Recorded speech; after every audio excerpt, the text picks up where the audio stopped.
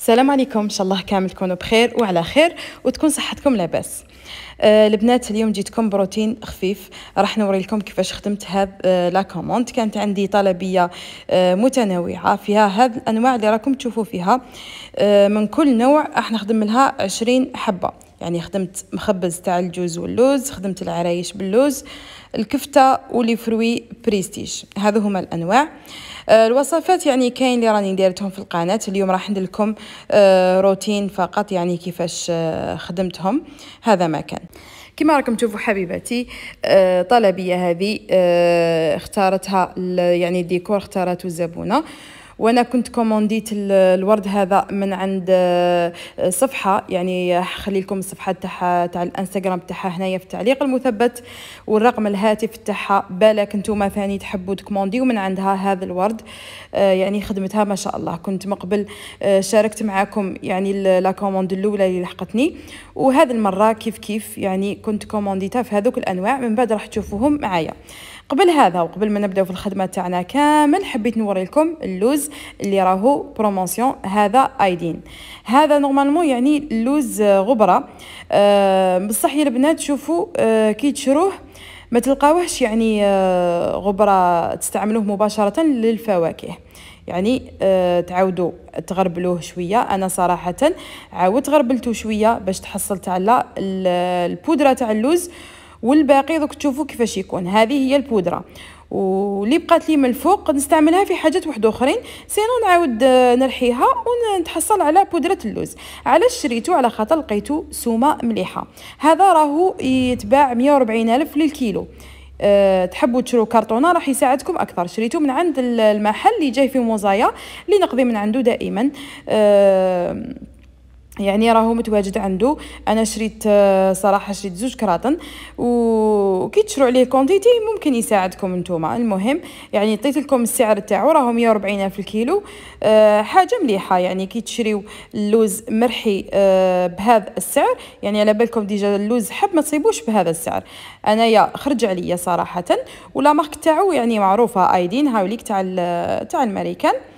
هو مكتوب باودر، بصح ما لقيتوش يعني غبره صراحه، يعني نستعملو ديريكت للفاكهه. لا انا غربلته كيما شفتوا معايا، وتحصلت على غبره اللوز. والباقي يا نرحيه، شوفوا كيفاش راهي هذيك هي اللي لقيتها، يا نرحيه نعاود نستعملو غبره، يا نستعملو في حاجات واحد اخرين كيما مقروط اللوز، كيما العرايش، يعني نستعملو رقيق. المهم هذيك حبيت نقول لكم برك باللي السعر تاعو شحال راه. ممكن نتوما ثاني حلواجيات واللي يحتاجوا كميه كبيره يشريوه هكذا يكونوا مستفادين، على خاطر السعر تاعو راهو بزاف مليح. هنايا وريت لكم واش خدمت الصاب اللي كانت عندي طلبيه، وخدمت هذا المخبز. هذا خدمته جوز ولوز. هاوليك كنت درت له طليه. دوك نوري لكم اللون اللي استعملته في الطليه. وخدمت بهذا الملمع، يعني بعد ما نشفت لي الطليه تاعي لمحتها بهذاك الملمع، ايضا نوعيه بزاف هايله، بلون دوغي راهو يخرج لي روعه. وهذا الملون استعملته ملون بنفسجي فروتا ماشي فريكتا. المهم راني وريته لكم، وديروا عليه كابتشر تحبوا تشرو، يعني الا حبيتوا تخرجوا هذا اللون. بعد ما لمحت المخبز تاعي درت ثقب في الوسط باش نحط فيه هذاك الديكور، على خاطر لو كان تحطوا الديكور مباشره في الحبه تاع الحلوه ممكن تشقق لكم الحبه تاع الكاطو. درت هذاك الثقب وبديت نلصق في هذا الديكور اللي كنت كومونديتو من عند يعني صاحبه الصفحه اللي راح اخليها لكم في التعليق المثبت. راني كوموندي عليها الديكور، خدمتها ما شاء الله. مام السعر تاع لي فلور هذو يعني سومه مليحه بارابور واحد اخرين. ساومت انا عند واحد اخرين يعني يبيعوا شويه الديكور شويه راهو غالي. هذه الاسعار تاعها مناسبه. نخلي لكم رقم الهاتف كما قلت لكم، ونخلي لكم الصفحه تاعها هكذا باش تدخلوا لعندها وتشوفوا خدمتها. يعني تخدم انواع كثيره راح تعجبكم وتزينوا الحلويات تاعكم، تمد لكم ديكور بزاف هايل. هنا كنت كملت المخبز. بعد ما كملت المخبز حطيته في العلب، رحت للعرايش. عرايش تاوعي كيف بعد ما نشفوا نحيت لهم الزيت تاع الطليه، وراح ندير لهم الناكري. هذا الناكري الابيض ولا الفضي هذا انا نشريه بالميزان، يعني راهو يعجبني تاع الميزان، وراني نشريه من عند امبراطور الافراح، هو اللي عنده تاع الميزان. نلمع العرايش تاوعي ومن بعد نديرلهم الديكور كيف يعني ندير ثقب في الوسط ونحط الديكور. دوك تشوفوه يعني الديكور اللي راهو توندونس تاع العرايش سبق وخدمت به، راح تشوفوه معايا هنا. نلمع كامل الحبيبات هذو اللي راكم تشوفوا فيهم ومن بعد ندير الديكور كيف هذاك الديكور يعني كنت كومونديتو من عند نفس البنت اللي تخدم لي كوموند تاع الورد هذا. المهم دوك تشوفوا، دوك نوري لكم هنا، نوري لكم في الملمع كيفاش يلمع لي الحلوى تاعي. هذا قلت لكم تاع الميزان راهو عاجبني، وبلون دوغي اللي راني نخدم به اللي وريته لكم من قبل، يعني نفس النوعيه اللي وريتها لكم من قبل. بالنسبه للديكور هاوليك اللي راح نستعملوا اللون هذا يعني راهو داير حاله في العرايش ويعجبكم بزاف نتوما. انا صراحه يعني راني نكوموندي على خاطر كيما على بالكم ديكور يعني يشد بزاف في الوقت، وانا مع الدورات اللي راني ندير فيها ما نلقاش يعني الوقت باش نخدم الديكور.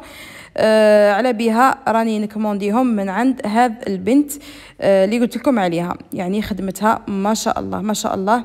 الالوان ثاني بزاف شابين متحوفين، دير توصيل لكامل الولايات ويلحقوكم يعني على حالهم، ما تخافوهمش يعني يتكسروا لكم ولا بالعكس، انا دائما يوصلوني على حالهم كيما نكومونديهم كيما يوصلوني. هذا مكان دوكا نكمل كامل ندير الديكور تاعي ومن بعد كيف نحط العرايش في العلبه تاعهم. الوصفه تاع العرايش البنات راني دارتها معكم شحال من خطره في القناه تاعي. هاي ليك دوك نكملهم كامل وهم ليك الشكل تاعهم بعد ما كملتهم، يعني يجوا ما شاء الله. مام هذاك الورد يعني تتحكموا فيه نتوما، تحبوه يجي واقف، تحبوه يعني ترقدوه شويه، هذوك الاوراق يعني يتحركوا وتحكموا فيهم كيما تحبوا. هذا مكان يعني هاي ليك طلبيه هذه خرجت ما شاء الله. الان دوك نروح نوري لكم الخبز كيفاش جاء ايضا الشكل تاعو نهائي. هاوليك البنات اللون جا ما شاء الله، يعني الطليه مع الورده خرجوا مع بعض. قلت لكم واش خدمت في الطليه البنفسجي اللي خدمت به، خرج لي هكذايا مع الملمع بلون دوري، يعني بدل لي كامل اللون تاع الطليه وعطاها جمال الحلوى تاعي. هاي ليك خدمت ايضا لي فروي بريستيج، هذه الوصفه صراحه مانيش دايرتها في القناه. هاي ليك شوفوا الشكل تاعها، هذو الاوراق انا اللي خدمتهم زينت بيهم الحلوى تاعي. وهاي ليك هذه ايضا حلوه تجي بزاف بنينه. هاي ليك يا البنات الشكل تاعها ما شاء الله. والان البنات راح ندير معكم الكفته. هنا راح نخدم برطل تاع اللوز، يعني هذاك اللوز اللي وريته لكم يعني صفيته ونحيت منه هذاك الخشين ورقيق، ديت منه رطل درته مع رطل تاع سكر، رحيتهم مع بعض نتحصلوا على بودره اللوز تجي تشبه كيما اللحظه، يعني لازم تكون رقيقه. درت عليها 20 غرام مارغرين، درت عليها نص مغرف جلوكوز ودرت عليها لافاني، ومن بعد راني نلم العجينه تاعي بالماء المعدني ولا الشربات واش ديروا فيها زوج كيسان ماء مع مغرف سكر، خليهم يغلي 10 دقائق واستعملوها وهي بارده. هذه هي الشربات. ولا ما استعملتوا الشربات اشريوا ماء معدني ولموا العجينه تاعكم، خدموها بالكف تاع اليد وحتى تحصلوا على عجينه تكون القوام تاعها شباب. انا حليتها في وسط كيس بلاستيكي. من بعد نجيب الحشو يعني عبارة عن جينواز، لميتها بالكريمة الزبدة ودرت عليها مكسرات. هذا وش فيها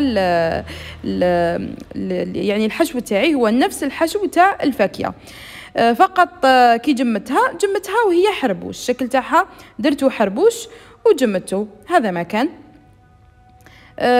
هذيك الكمية تاع الرطل تاع اللوز قسمت يعني العجينة على 2 باش نتحصل على 20 حبة، يعني في الطلبية هذه أنا عندي 20 حبة فقط. الحربوش تاعي بعد ما حشيت يعني لويت العجينة حوالي تجي هكذاك واحد الدورة ونص تاع العجينة مع الحربوش، سكمت الحربوش تاعي مليح ومن بعد جبت هذا الطابع طبحت به، يعني هكذا فصلت به فقط باش يمد لي الشكل تاع الكفتة. يعني هذا الطابع هو اللي راهو مليح. على خاطر تاع الحديد كاين اللي يجو ماشي حبات كيف كيف، تجي كل مقروطه والحجم تاعها. اكيد يعني قبل ما نقطع درت الملمع بلون دوري نفس النوعيه اللي وريتها لكم، درت بها المخبز. يعني حاليا راني نخدم بهذيك النوعيه اللي راهي تعجبني بزاف بزاف في الحلوى. بعد ما قطعت الحبيبات تاع الكفته تحفتهم شويه بالكوبات، من بعد درت لهم هذا الديكور ايضا. يعني نفس البنت اللي راني نكموندي من عندها، كمونديت من عندها هذا الموديل.